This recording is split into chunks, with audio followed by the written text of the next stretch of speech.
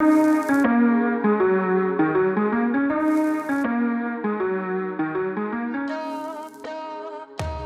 guys, we're back with a new video, and this time we are doing a fan casting for Baby Driver. And first off, we're going to start with the one, the only, Baby himself, played by Ansel Elgort in the original film.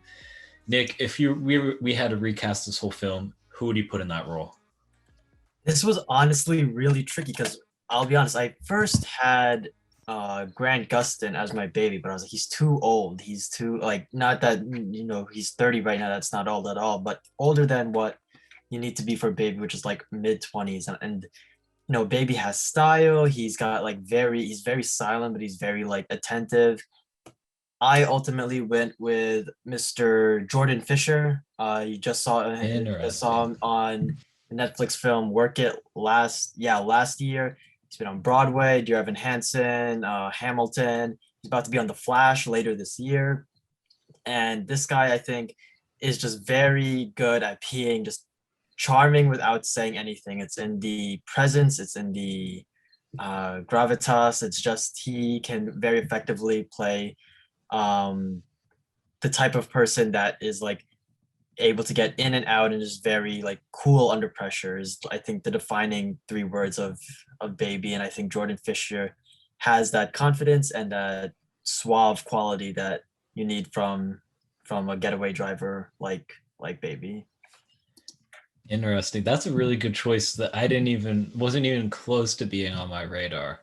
Um, I almost went with Ty Sheridan actually, and I ended up going with Logan Lerman. Logan Um, Lerman. Okay. and I went for someone because he's older and he's matured, and so I have faith that he could play the more suave side of the role. And I've seen him act in films like Fury and The Perks of Being a Wallflower, and I've kind of seen that he has a range to him. So I have faith that he can play that side. But I think he plays the quirky awkwardness really well. Um, and I think he's just really good at interacting with all different types of characters, which Right. exist in the perks of being a wallflower. So Mhm. I have really good faith that he'll have good chemistry both from that film and from Fury. Um, and for that reason, I thought he was a perfect choice. I can see him picking out all the different sunglasses. Right. I can see him not knowing like being kind of smooth, but at the same time, like not exactly knowing what he's doing. I can see that sort of progression for him as a person playing the character of Baby. Right. Okay. Did not think about Lerman. Okay. I can Well, we'll do the recap later, but okay, Yeah, Logan yeah. Lerman, I got you. Let's move on to Deborah. Nick, who did you end up choosing for this role? Once I had Jordan Fisher, I was like, I'm gonna chase the uh Disney, not the Disney Channel route, and ultimately I settled with, or not settled. I eventually decided upon Dove Cameron from I know she recurred across Agents of Shield. She was in the Descendants movies, and gosh, what was the other? She has another superhero project or type coming up in the next few months.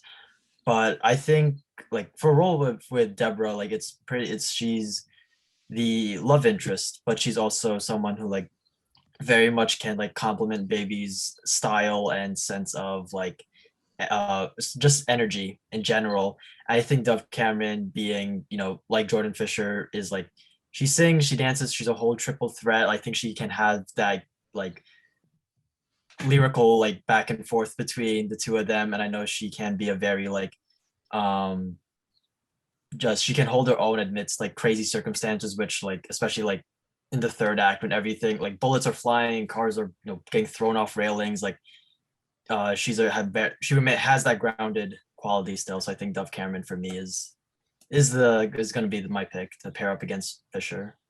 Yeah. I think for me, when I was thinking of Deborah, I was thinking of fun, sweet, and kind of innocent for her character. And so Mhm. I think she fits that. I do have Okay. someone who I had, and that's Daisy Ridley. Um, Ah, the she's also a very Skywalker. good singer. She's Right. kind of quirky, awkward too, if you've seen any of her interviews. And I think she's very fun and upbeat, which I Right. think fits the role really well. But she also is a really good dramatic actress. And I think she could really fit that role well, balancing the two parts, both in the first and second act while using the seriousness in the third act. Right. Because if we know someone who's good with action and knows how to act in those sort of movies, she's definitely had that experience. For sure. And I think she could be a really fun person to bounce off of Logan Lerman. Okay. Daisy Ridley, the last Skywalker herself. Exactly. Now let's move on to Buddy. This was maybe my toughest one to choose. So Nick, I'm going to let you narrow down my options by going first. Right. Yeah, this was a tricky one too, because like it's not the biggest role in the film, but it's such like a noticeable one. John Hamm is just so good. I mean, it's John Hamm. He's always amazing. I'm just gonna walk you through my thought process because I was like, what other like John Hamm roles like does he do? And like what other actors could I see them in? And I know recently he's been a very popular fan cast for Omni Man from Invincible.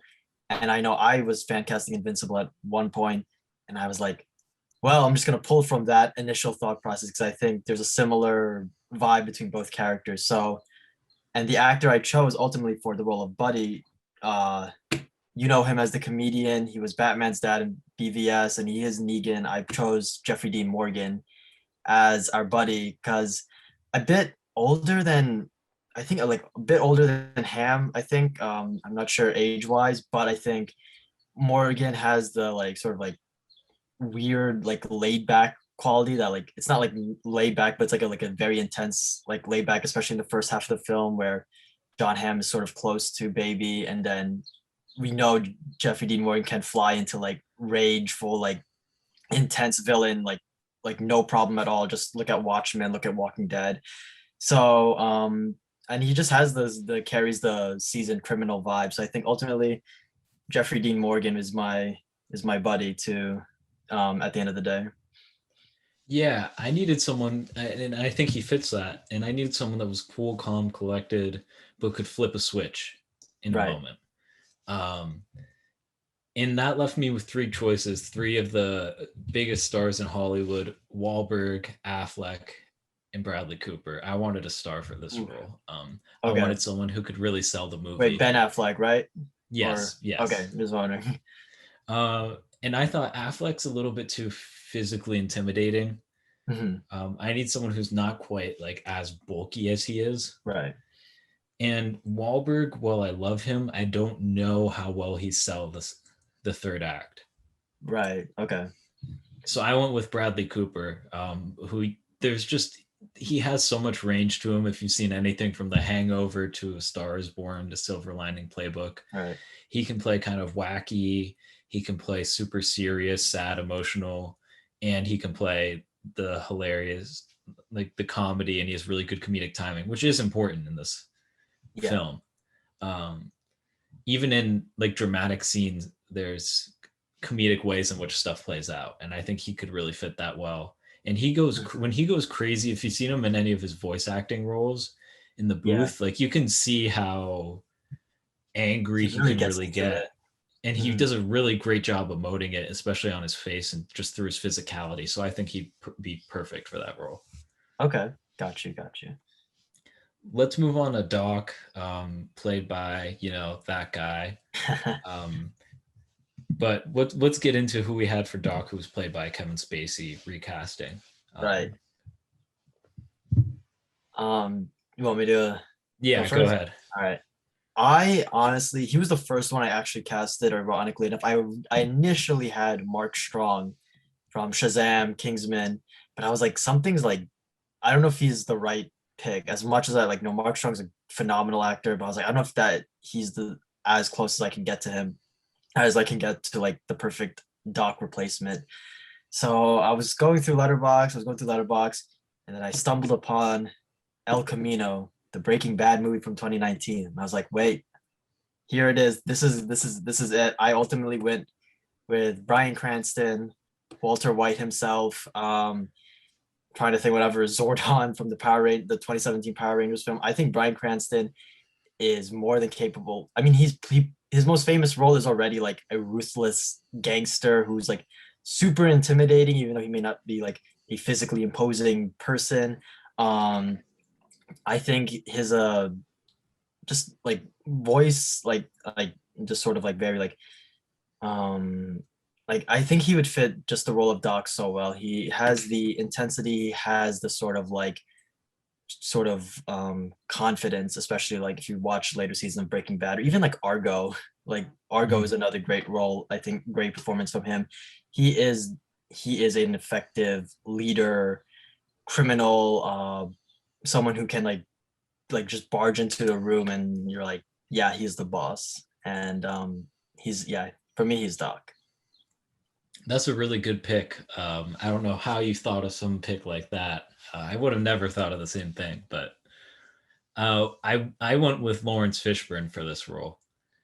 Okay, If you've I got seen you. him in the John Wick films, he can play like the kind of quieter villain who still has that force to him and Mhm. that intimidating factor just through the way he talks. And I've really liked him later in his career and all the different roles that he's played. And Right, I think he would fit the quieter role. I think he'd be really good in the third act. right. I mean, And just that shotgun scene. mhm. I just feel like he could fit every single part of the role.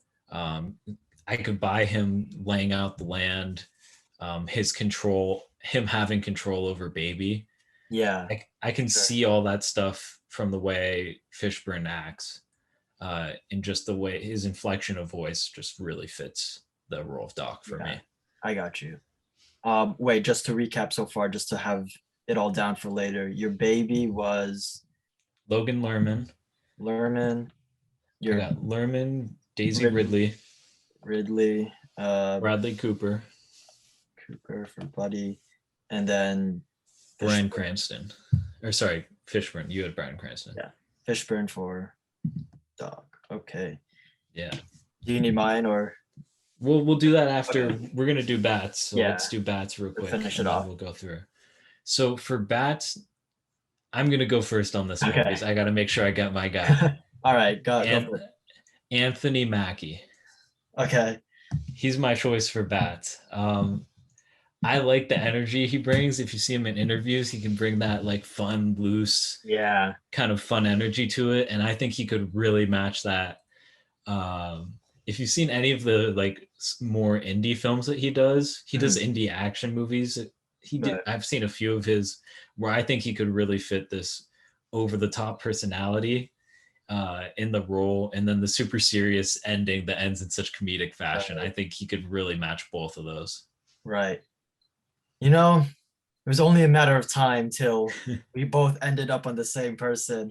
It hasn't happened in a while, but inevitably it was going to happen. And this this was a case of it. But luckily, I planned out a backup just in case Anthony Mackie was my initial. But my backup was my man John David. I think Yeah. John David Washington. I mean, for all like the reasons like you said in a similar way, like we know we can do action. He was, fighting backwards in time in Tenet. We know we can do like very like aggressive and intimidating just this year from Malcolm and Marie. And we know he can have that sense of like humorous charm, like a sort of like a trolling. We saw it all the way back in Black Klansman, any of his phone call scenes with the KKK. He's just messing around. I think, and he also has like the physicality that I think like Jamie Foxx sold really, really well.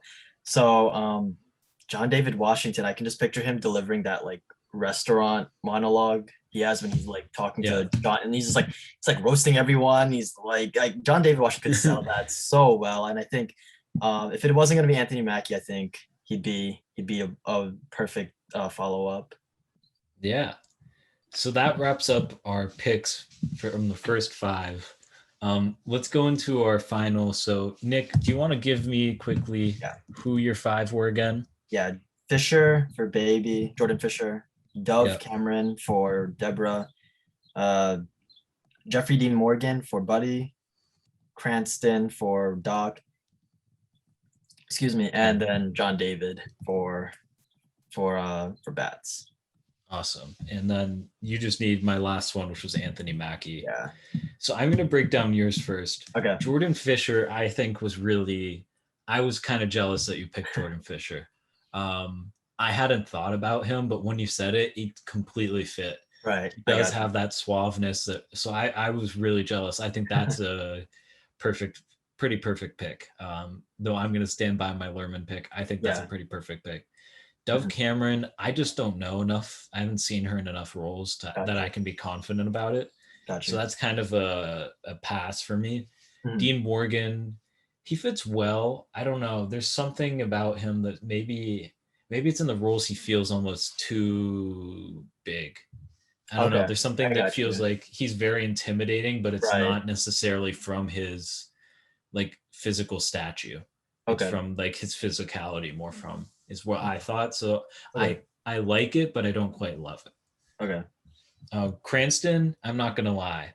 I did originally have Cranston. Okay. Um, so I think that was a perfect pick. I can't really see anyone else except for Fishburne. Fishburne was like my 1B. Cranston was my 1A for that role. Okay. And Got you. then John David Washington, I think he's a little bit young. I like the idea of having someone a little bit older for that role. Okay. Hmm. But I think if you were to go younger, John David Washington makes complete sense from your breakdown of those three movies. Got you. Okay. Let's see. I'll start like I'll go backwards. Mackie, I mean, we both had the same thoughts, so I can't even like say that that was bad in any way. He'd be a perfect fit. Fishburne was what Jordan Fisher was to you. Like I didn't think of him at all, but like as soon as you were saying it, I was like, honestly, like that would make a lot of sense. John Wick is definitely like a great like reference point to see him be like a gangster criminal type role. I really enjoyed that. Um, Bradley Cooper, I can buy it. I'm like I don't know why I'm not like fully in love with it, but like I'm not like totally against it either. Like I mean it's Bradley Cooper. I enjoy it. Um, I'm just gonna jump to Logan Lerman. For some reason, like I'm in this weird headspace where it's like I buy it, but there's something like missing. I don't know, maybe it's just because like I watched Perks of Being a Wallflower recently. So all I have in my head as of currently is his Perks role, which is like very like different to Baby. So like maybe I just need to like get that image out of my head. Like he's a great actor. I just like I think just like as of currently, I just see him in a very different type of role Yeah. compared to Baby Driver. And then Daisy Ridley, I mean I buy it. Like it's Daisy Ridley. She she would sell the role pretty well. Um Overall I think Mackie's the one of course that I buy the most. Lerman's the one I'm like Lerman and maybe Cooper I'm like on the fence, although they are great actors and probably would do justice to the roles. But yeah, um that's my take on your stuff. Yeah. So let us know what you guys think. Who are the better fan cast? Let us know in the comment section down below. Don't forget to like and subscribe to the video, and we'll see you next time. Peace out.